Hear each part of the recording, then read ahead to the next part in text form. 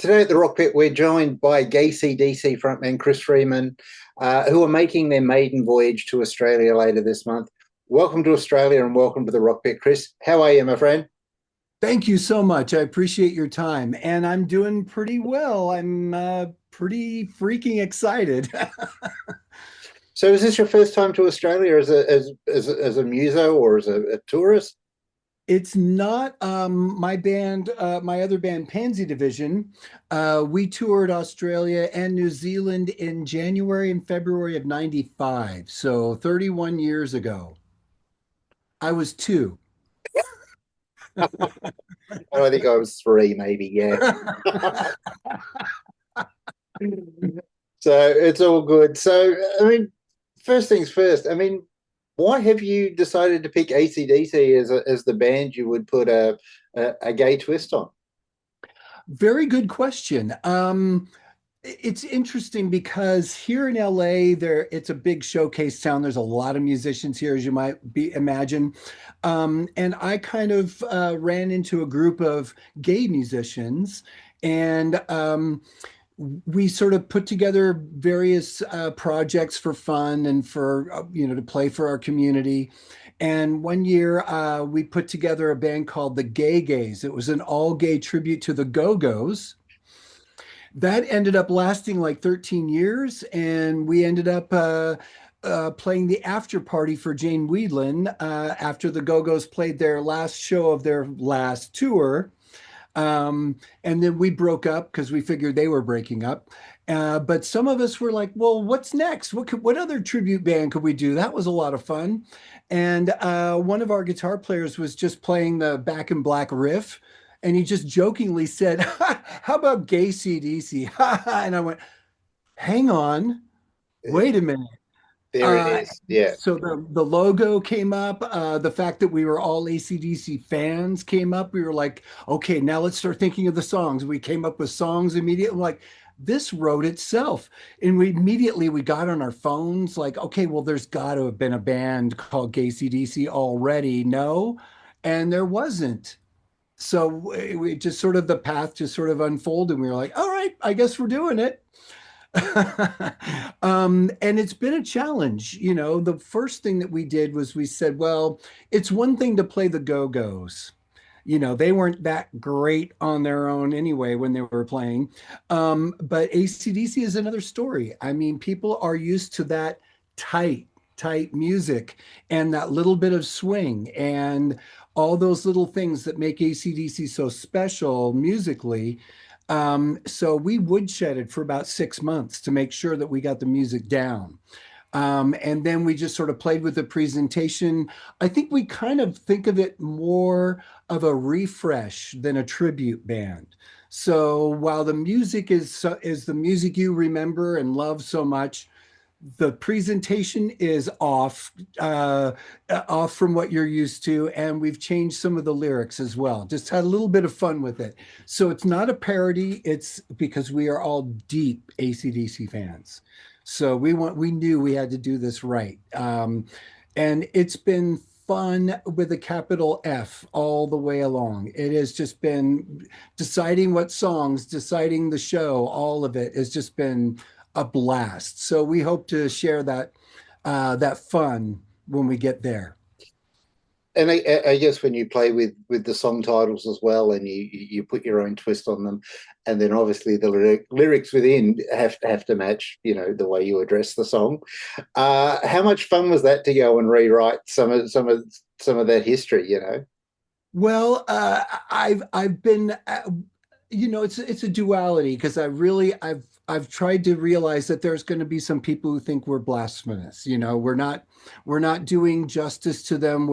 How could we dare to take Bon or Brian's lyrics or Angus and Malcolm's lyrics, if you will, to a different place? And I have to just argue that no, I'm a huge fan. I've been a fan since 1976 when I used to play Right On, when the radio station at night was going off the air. I mean, Oh, we've broken down there, Chris. Hello. so a little bit of an internal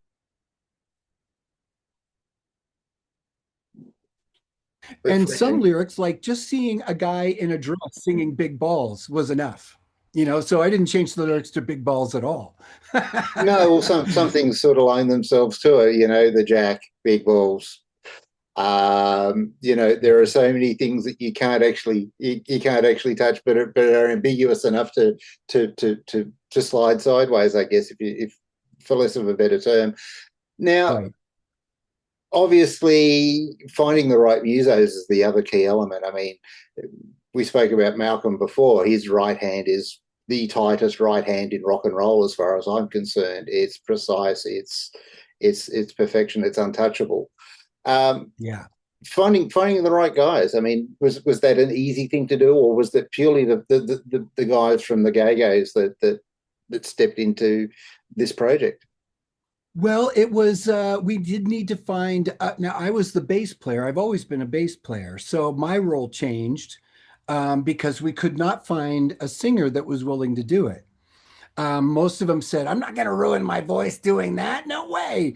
Or "Oh, I just can't. I couldn't possibly do that." So I finally said, "Well, guys, we can't find a singer. So if we're going to get this off the ground, I'll audition, but be brutal with me. So, be truthful. I got to be able to do this." And I did the whole thing. I came in with a character and, auditioned just like as if I was somebody else. And they were like, "Oh no, you're going to do it." So I had another bass player in mind, but the lead guitar player was the thing. So I met our guitar player online, and he had mentioned, he's a guitar player in a shredder band back in the '80s on the Sunset Strip. So I thought, oh, perfect. So he came in and played, and he was like, "Brr." I'm like, oh yeah, yeah, that's gonna be our secret weapon right there.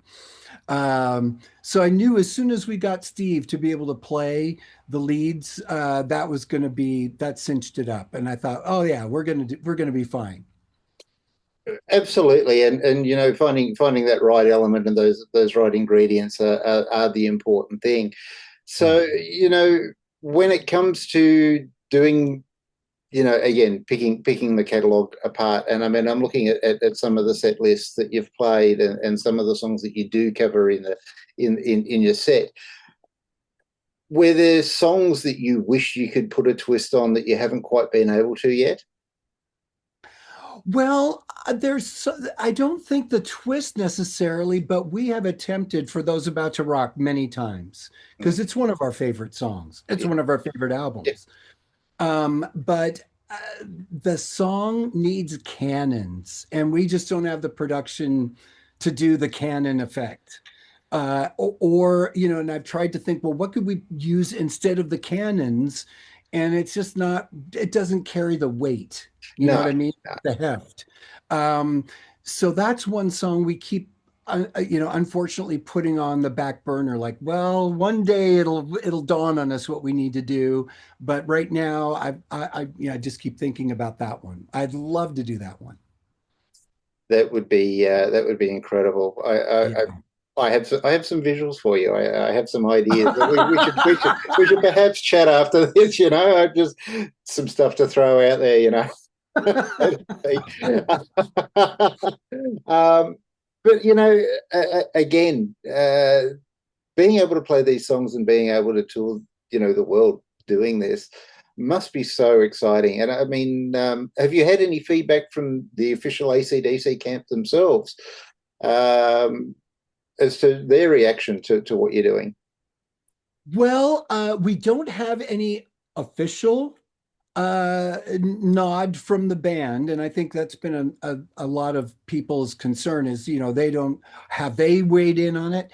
Well, they know about us for sure Yeah. because we're here in LA. All those people that work for ACDC, they go to work for other bands, they go see other bands, they've come to see our shows at the Viper Room and the Whiskey and told us, look, I'm taking your guitar pick back. I'm going to show Malcolm, or whatever it is, or we had one guy that was working the sound for the Coachella show that they played here. Right. And he came to see us at the Viper Room because he had a night off, and he was like, "Oh, okay." And he goes, "I'm going to tell them I can't believe you guys are so much fun." So we've heard that they've been told about us, but they haven't really, come back and said they loved it or didn't love it, or we haven't really heard. We've just heard, "Oh yeah, I'm going to tell people."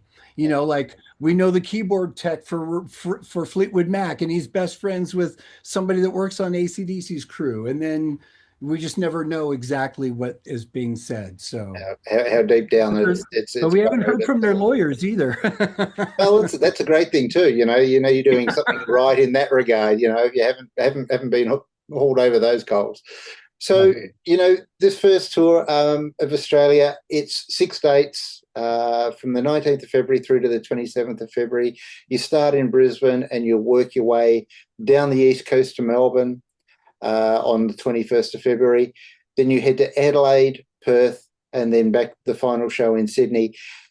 Going to Perth, you'll be going to obviously the birthplace of Bon Scott. Is obviously the statue something that you're all going to go and check out and We would hang love out to, about? yes. Yeah, If we have time, we would love to, but I think the flights are a little long to Perth. So we're relying on the our promoter to basically say, do we have time to do it? Because we would love to, for sure.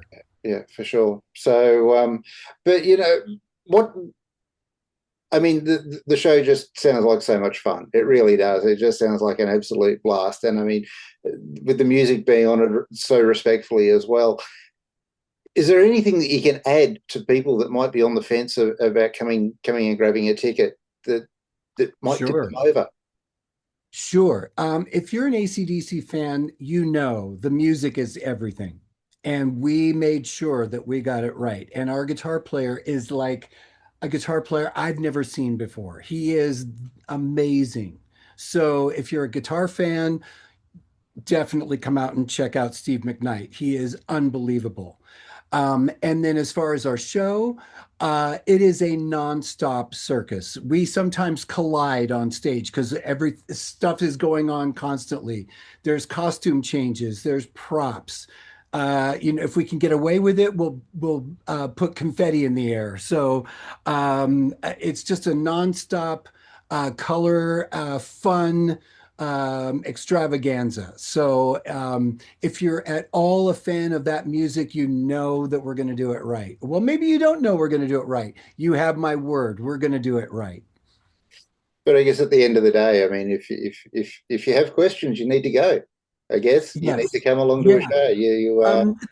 We have a ton of YouTube stuff on YouTube. So we've got a channel, and you can look up all of our videos are all up there, and then a bunch of our live stuff is up there. So yeah, it's all there to see, and and it's just a blast. Yeah, And who doesn't need a blast right now? exactly. The world's a pretty miserable place. So Yes. anything that can put a smile on a dial, is a great thing. Now, I can't wait to escape for 2 weeks, I'll tell you. well, yeah, definitely led by a madman. So Yeah. so nice to get out of the asylum, I guess, in many ways. So now the band formed in 2013. That's correct. So this has been going 13 years now, and Yeah. Unreal. yeah, absolutely. In that 13 years, what's the biggest show that you guys have played, or what's the most memorable show that you've played? So the biggest show, well, we played a Pride event in Palm Springs, believe it or not, where we had about 3,000 people watching. So that was our biggest crowd for sure. Um, but the most memorable was a show we played in Detroit. And it was our first time in Detroit, and we couldn't believe that it was like people who had seen us before. They were cheering in a way that will. Have any of you seen us before? Nope. And we were like, how is this possible? This was an incredible response from the crowd. So we'd make it a point to go back to Detroit every tour. But that first time there, wow, that was like nothing else. It was just the roar of their appreciation was extremely loud. Enough to take the level of the show up too, I guess. So Yeah, yeah. uh, and I mean, comments from Australian fans. I mean, have you had much feedback from Australian fans? I know that social medias. I've been watching socials and the comments, and a lot of people are pretty damn excited about this. You know. Yes, there is the excited ones I'm very happy about. The ones who are calling blasphemy, yeah, I get what you're saying, but you know what? We're just huge fans. That's what I mean. We're not taking the piss at all. We're recasting this, refreshing this, but our love is deep for AC/DC. So there's no reason for us to flip the finger at AC/DC. There's no way. This is reverential on our side. Yeah, Um, but if you're on the fence, just come out for the party. yeah. Come out for the party. It's going to be a blast. And we are so excited to be there. What was interesting that I found was one of the most vocal people on some of these threads that I've looked at ended up not even being Australian. He was from Oh, Wisconsin. wow, So wow. what are you doing commenting on a Australian page about us? That's no fair. Absolutely not. But what people tend to forget is that Bon Scott's first appearance with AC/DC on Countdown was in a schoolgirl dress with a plaited wig. Yes, So with the long stocking wig. absolutely, and it's always been tongue in cheek to a certain degree, even from AC/DC's point of view. For the people that take them so re- so definitively seriously, it's actually kind of sad, in some ways. But again, they are a band that are very near and dear to so many of us. And I mean, having seen them here last year in November was incredible. I mean, to see them do what they do at 60 plus and 70 years old is just amazing. Now, before we go, I need to ask you, what's your favorite AC/DC album ever? Oh, that's easy. Let There Be Rock. That was the first full album I heard. I'd heard individual songs in 1976. It was Dirty Deeds. It was Long Way to the Top, songs they play sporadically to kind of mix in. But then I remember in 77, there was a radio station and FM radio station, they would play late at night full albums. Yeah, So that one night they said, we're going to play the new AC/DC album for those about, or Let There Be Rock in its entirety. And I was so excited. And they played the whole thing and I ran out the next day and got it. I was so excited. I yeah, was like, oh my God, I got to have this record. So for Let There Be Rock is definitely my favorite. yeah. Let There Be Rock. Yeah, I mean, I sit with Power Age because it was that album that transitioned them to being, worldwide superstars. It was the Yeah. beginning of Highway to Hell. It was finding that very, very unique voice that they had. But so it's great to hear a different perspective because I know so many fans go, it was Highway to Hell, it was Power Age, but to go back to Let There Be Rock is even sweeter, So Yeah. that's I was fantastic. 16 that summer, so it was very influential for sure. Because that Yeah, was also, right before Van Halen.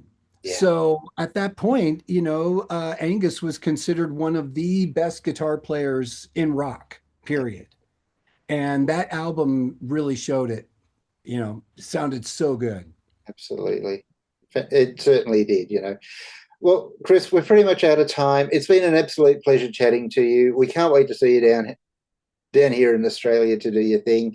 And again, the dates are 19th of February at the Brightside in Brisbane, the 20th of February at Moe's Desert Clubhouse on the Gold Coast, Feb 21 at Stay Gold in Melbourne, 25th of February at Lion Art Factory in Adelaide, 26th of February in Milk Bar, Perth, and then wrapping it all up on the 27th of February at Mary's Underground in Sydney. Um, Again, thank you for coming out. Thank you for doing Oh, what you do. Thank you for the fun that you bring to the music again. And it's been an absolute pleasure to spend 20 minutes with you, my friend. thank you so much. I really appreciate your time, Andrew. Thank you. No worries. Travel safe, and we'll see you out here in Australia soon. All right. Thank you. Thank you. Take care, Chris. Bye bye. Bye.